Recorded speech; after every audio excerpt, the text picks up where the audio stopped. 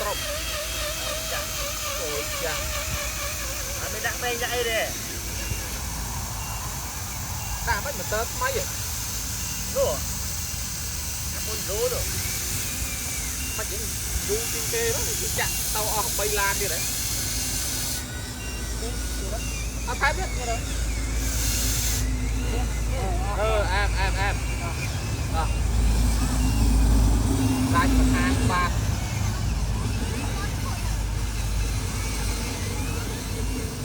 dạ một tiền đó cắm ăn một tiền đó chạy chắc cả lên lơ bạ rồi nhỉ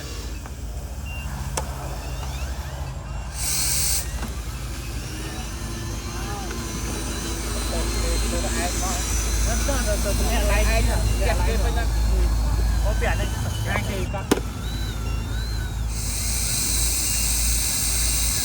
một đây ngon nha anh có cái đó kia đang ăn đấy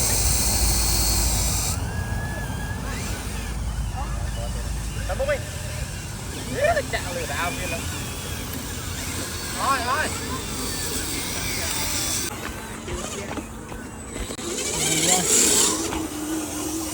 làm xe này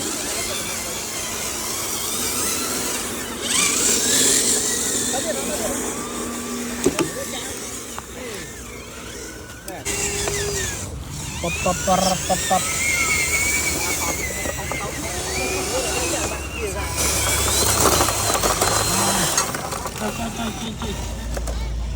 đây bông phôn nữa kia ngày này mình lên làm được chia tới đó bông phôn nè con tu trên kia 100 crom ấy bông phôn đây là con ở trên con cái đây có mơ bông phôn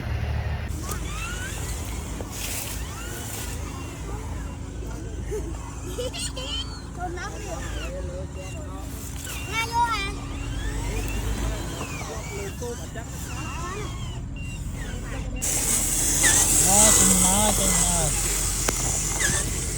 nhà này chú em mình tên không ôn nhà này còn mang mà thì đồ này xí không ôn không này đó là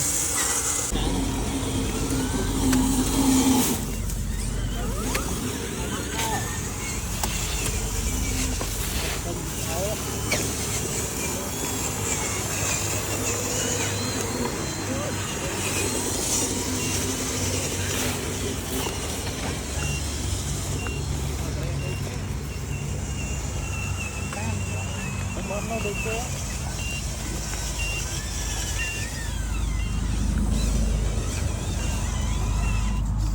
Cái ban kia đây nó cả ba tâm nó hạt thòng nó bị cân nó bị ma đó. Bây giờ họ sẽ ban nó quay rồi.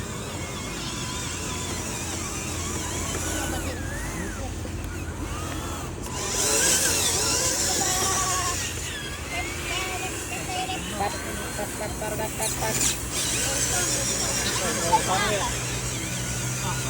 Có tập ai không mà trái à? Trái cho bán rồi.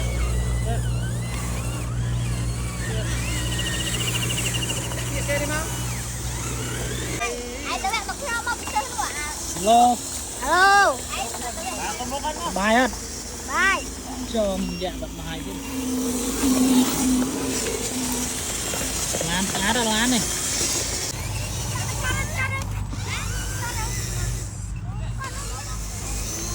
Pop mà nó có play nè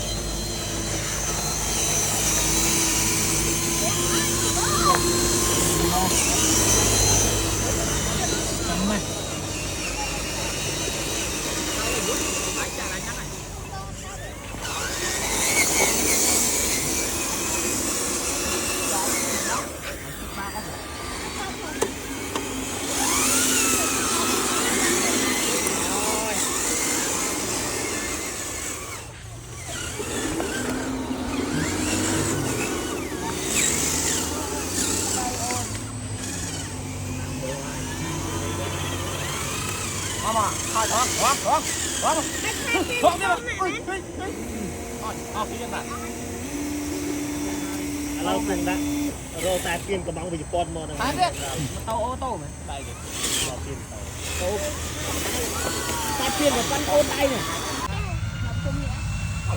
chuột đó từng rồi ngược tay ở không alo cô mình một cái đường ta chó cái em này gì cái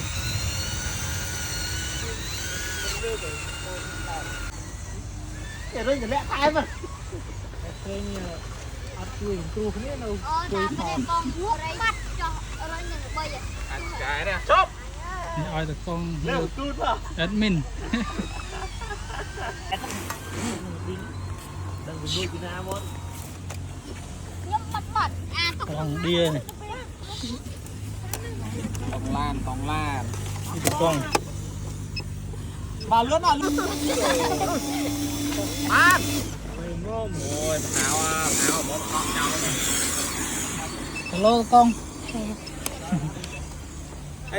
ai còn tinh đó tinh cái nào biển một bốn cái tinh đó ê từ trung tinh bốc à đây nè đây xí ra rừng lên con tròi đó rồi sau đây bông ôn này cái con ấy thì vùng cài đây là làm to cái đó hello hello mọi người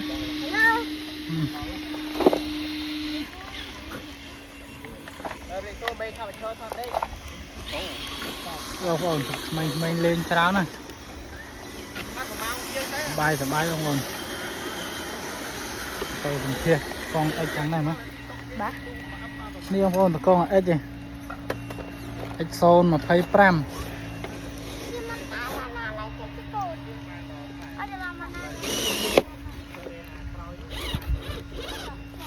bye bye con con rồi tôi hơi bạn nào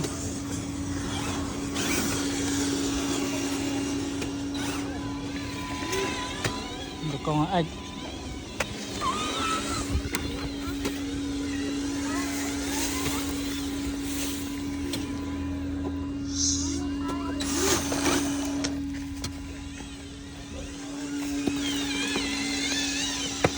mình lên thmò với nhỉ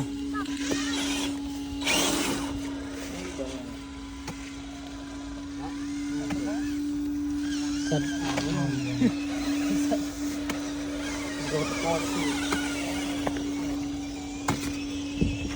hello đái môi mà hello đấy hello ok ôi ôn mơ con lán